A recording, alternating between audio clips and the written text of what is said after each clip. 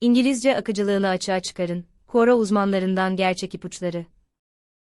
Gerçek deneyimlerden İngilizce akıcılığını ustaca öğrenmek için güçlü ipuçlarını keşfedin. All right, so you ready to dive in? Today we're tackling English fluency. Sounds good to me. Let's do it.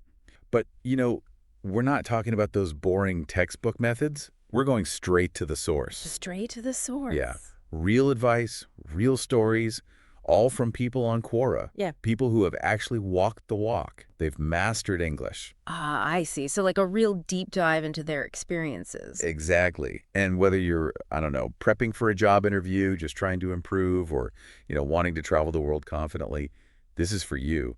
We're uncovering those hidden secrets, the unexpected paths to fluency. I think it's amazing, actually, how many people are out there like actively trying to improve their English. It's really inspiring, this global desire to connect and communicate. It truly is. And the variety of approaches is incredible. Like, everyone has their own unique journey. Yeah, that's for sure. But before we get into those individual stories, let's zoom out for a second. Like, what are the big picture strategies? What pops up again and again in these Quora responses? Well, one thing that seems to be like really gaining traction is the shadowing technique. Shadowing technique. Yeah, mimicking how native speakers talk, often from movies or TV shows. Sounds a bit out there, but there's actually a solid neurological basis for it. Neuroscience and language. Okay, now you've got my attention. Tell me more. So imagine this. You're basically forcing your brain to process language at native speed, right? And that rewires those neural pathways, makes it more tuned to the nuances of pronunciation, rhythm, all of that. So it's like a workout for your brain, training it to, think and speak more naturally. Exactly. Building that muscle memory, but for language. And the best part is you can see improvements pretty quickly, especially if you target specific sounds or phrases you struggle with. So if you're like about to have a big interview, shadowing could be a game changer. Absolutely. It can really boost your confidence and fluency fast. Wow, that's pretty powerful. Now, moving on from shadowing, another big theme is actively processing the language. Yeah, and that's where a lot of people, I think, they kind of stumble. They get so caught up in input, like reading, and output, speaking, they forget about that middle part, the processing. It's like reading a cookbook, right? Doesn't make you a chef. Exactly. You need to process that information, experiment. Language is similar. So it's not just passively absorbing information, it's like actively making it your own. Internalizing the grammar, the vocab. Exactly. And this one Quora user, Samriti Arora, she suggests using the IPO model, input, process, output, emphasizes that quality input from reliable sources and then really taking the time to process it. Okay, IPO. I like it. But what does effectively processing English actually look like? I mean, we all know about reading, listening, but what about that middle stage? Any concrete strategies? Well, repetition is key. An active recall. So don't just read something once and move on. Go back, highlight key phrases, maybe try to summarize it, in your own words. For listening, try transcribing bits, focus on specific sounds. The more you actively engage, the better you'll remember. So it's about being an active participant in the learning process, not just a passive observer. 100%. Now, another thing that came up a lot, and I'm sure this resonates with a lot of people, is the fear of speaking. Like, you can write fluently, but then you open your mouth. Oh, tell me about it. It's like stage fright, but for conversations. Right. And this one user, Luis M. Gonzalez, he has this fantastic analogy. He compares learning to speak English to Tarzan, Tarzan? Yeah, like his communication isn't grammatically perfect, but it's effective. Right. He focuses on the core message and gets his point across. So how do we channel our inner Tarzan? How do we conquer that fear? Well, first, remember that fluency is about communicating, not being perfect grammatically. Don't be afraid to make those Tarzan mistakes, That's how we learn. But for those who are, hesitant to just jump in, there's another interesting suggestion, this one from Raghavan Sridharan. Okay, let's hear it. What's Raghavan's secret weapon? He recommends practicing with, get this, customer service representatives. Whoa, that's thinking outside the box. I love it. Right. It's low stakes, real life. You're not going to be judged. And let's be honest, we all have to call customer service at some point. Why not turn it into a mini lesson? Genius. Turning those everyday interactions into opportunities. Okay, I'm adding that to my list. Me too. Now let's talk about something many consider key to fluency. Thinking in English. Ah, yes. The Jedi mind trick. How do we actually train our brains to think in a different language? It's definitely a shift, and it takes effort. One user, Anurag Brahmaturi, suggests visualizing your thoughts in English even when not speaking. Like, replace that internal voice. So instead of translating back and forth, we're training ourselves to think directly in English. Sounds tough, but also, like, incredibly rewarding. It is, and like anything, the more you practice, the easier it becomes. Okay, I'm ready to flex those mental muscles. Any tips for making this thinking in English part of daily life? Start small. Maybe label things around your house in English. Or, narrate your day in your head like you're explaining it to someone. So finding those little ways to immerse ourselves, even when we're not actively studying. Exactly. You can even use your downtime. Think about what you enjoy doing. Watching movies, music, reading. All of the above, especially reading. Big reader. There you go. Do those things in English. Subtitles on, English music playlist, grab an English book. Turning everyday activities into immersive experiences. Love it. It's about making English a natural part of your life, not just something you study in isolation. And another great way to immerse yourself is finding a language partner. Oh, yeah, that's important.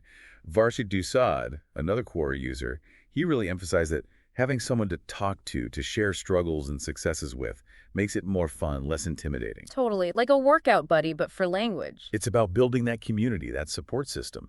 Now, what about formal classes? Some swear by them, others prefer a more DIY approach. That's interesting, and there were definitely a lot of different opinions on that. Assistant, the AI bot, it recommended considering English courses, especially those focused on conversation. So maybe classes provide that structure, that foundation, while self-directed learning gives you more flexibility. Exactly. It's about finding the right balance for you, your learning style, your goals. No right or wrong answer. It's about knowing yourself as a learner and choosing the path that feels right.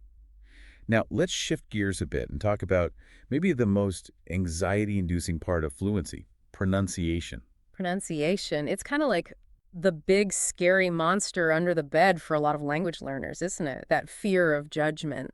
Oh, totally. It's like everyone's suddenly an expert on your accent. Yeah. But like you said earlier, everyone has an accent. Even native speakers, right? Yeah. That's part of what makes language so interesting. Exactly. It's not about erasing your accent completely. It's more about clarity, making sure people understand you. So finding that balance between keeping your unique voice, but also making sure you're understood. Exactly.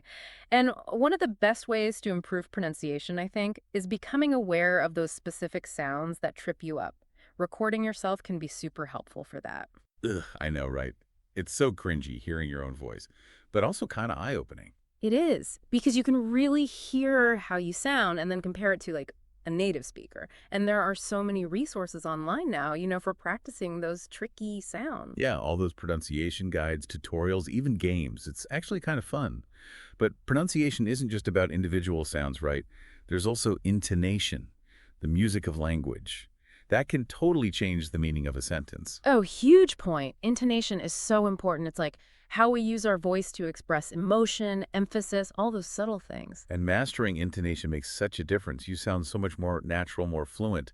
But how do we actually get better at that? It's all about training your ear. Immerse yourself, listen to audiobooks, podcasts, even just eavesdrop on conversations. Pay attention to how native speakers use their voices. It's like learning a song by ear, right? Yeah. Those rises and falls, the pauses, the emphasis. Exactly. And don't be afraid to practice out loud. Record yourself. Listen back. Are you using your voice effectively? Are you getting the meaning and emotion across? Like having a personal voice coach in your pocket. But even with perfect pronunciation, perfect grammar, if you're not confident, it shows. Confidence is so key. It's believing in yourself, believing in your ability to communicate. It's like that saying, fake it till you make it. Right. Even if you're nervous, project that confidence, and eventually it becomes real. And preparation helps with that too. If you know you're going to need to use English in a certain situation, think about potential topics, questions, even practice some responses. Like having a script in your head, a cheat sheet for those tricky conversations. But even with preparation, we're all human. We all make mistakes. How do we get over that fear? Remember, everyone makes mistakes. Native speakers too. It's normal. It's part of learning. Don't be afraid of those slip-ups. See them as, opportunities to learn. Yeah, those are the moments that actually teach you something. Exactly. They're not failures. They're just part of the process. So next time you mess up a pronunciation or a grammar rule, don't get discouraged. Those are your stepping stones to fluency. Right. Even native speakers, we mess up sometimes. It's part of what keeps language interesting, It's always changing. It's true. Language is alive. It's always evolving. So yeah, embrace those imperfections, celebrate the progress, and just keep enjoying the process of learning. Love that. But let's shift gears a bit. Why are so many people so determined to become fluent in English anyway? What's driving this global desire? That's a good question. I think it speaks to the power of communication connection. For a lot of people, fluency opens doors, education, jobs, travel. It's like a passport to a whole world of possibilities, Right. connecting with people from different cultures, different backgrounds. Totally. Breaking down those barriers, building bridges. It's pretty amazing when you think about it. It really is. It's like a reminder that language is more than just words and rules. It's about understanding each other, about creating a more inclusive world. Couldn't have said it better myself. But before we get to those unconventional fluency boosting tips, maybe we should acknowledge that learning a language can be tough. Yeah, it's definitely a marathon, not a sprint. Yeah. There will be times when you feel frustrated, when it feels like you're not making progress. For sure. And it's in those moments, I think, that you have to remind yourself why you started. Like, what are you working towards? What's that vision of fluency that keeps you going? Is it acing a job interview? Traveling the world? Talking to your family in their native language? Whatever it is, hold on to that.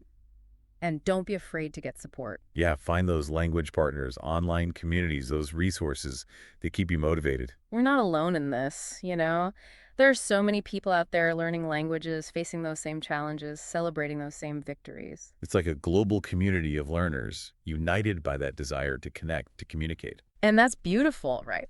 Okay, so enough with the serious stuff. Let's get to those unconventional hacks, those creative approaches you mentioned, because sometimes you got to think outside the box. Absolutely. It's about finding those unexpected ways to learn that make the whole process more fun, more engaging. And that's what keeps us coming back for more. Right. Okay, so spill the beans. What are these unconventional hacks we can use to boost our fluency? Well, we already talked about one I really like, that practicing with customer service reps. Oh, yeah, Raghavan's brilliant idea, turning those, sometimes annoying calls into actual conversation practice. It's so smart, right? It just shows how many chances we have to use English every day, even in unexpected places. But those hidden language lessons are everywhere if we just look for them. Exactly. And another thing that popped up a lot in those Quora answers, which I thought was really cool, was music. Music? Oh, I'm all ears for that. I've always thought music is such a great way to learn. For sure. Think about it. Music has this way of, really getting into your brain, It makes it easier to remember things, like words and phrases. Yeah, it's like those catchy jingles you can't get out of your head, but instead of, advertising slogans, it's vocabulary and grammar. Exactly. And when you sing along to English songs, you're naturally practicing your pronunciation and intonation without even thinking about it. It's like sneaking in a language lesson while jamming out to your favorite tunes. So fun. Right. And speaking of fun, another suggestion was using online games. Games. Okay, now you're talking. But how does that even work for language learning? Well, a lot of online games these days have players from all over the world, and they often communicate in English. So it's like real-life communication, but virtual. Yeah, exactly. Plus, that competitive aspect of gaming can really motivate you, It's like leveling up your English skills while you're playing. I love it. It's all about finding those things that make learning enjoyable, Because if it's not fun, you're less likely to keep going. Totally agree. And one of the biggest things that kills motivation, I think, is that fear of making mistakes. Oh, yeah, that's the one thing every language learner struggles with. But it's so important to remember that mistakes are just part of the process. It's like you have to break a few eggs to make an omelet. Right. I got to make those mistakes to reach fluency. Exactly. Those mistakes aren't failures, they're opportunities. Yeah, those are the moments you actually learn something new. So next time you stumble over a word or mess up the grammar, don't beat yourself up about it. See it as a step forward. Right. And remember, even native speakers make mistakes. It's part of what makes language so alive and, constantly changing. That's so true. Language is always evolving. It's never static. Exactly. So yeah, embrace the messiness of it all, celebrate your progress, and just enjoy the ride. Well said. So I think we've covered a lot today. We talked about some classic techniques like shadowing and that IPO model. Yeah, and we explored some more unconventional approaches too, those little hacks that can make things more interesting. It's been fascinating to see how many different paths there are to fluency. It's really about finding what works best for you, what you're passionate about. Exactly, and what fits into your life. So keep experimenting, keep practicing, and most importantly, keep having fun with it. Awesome. Well, that wraps up our deep dive into English fluency. We hope you've picked up some useful tips and maybe even a little extra confidence to tackle those language learning challenges. Until next time, happy language learning, everyone!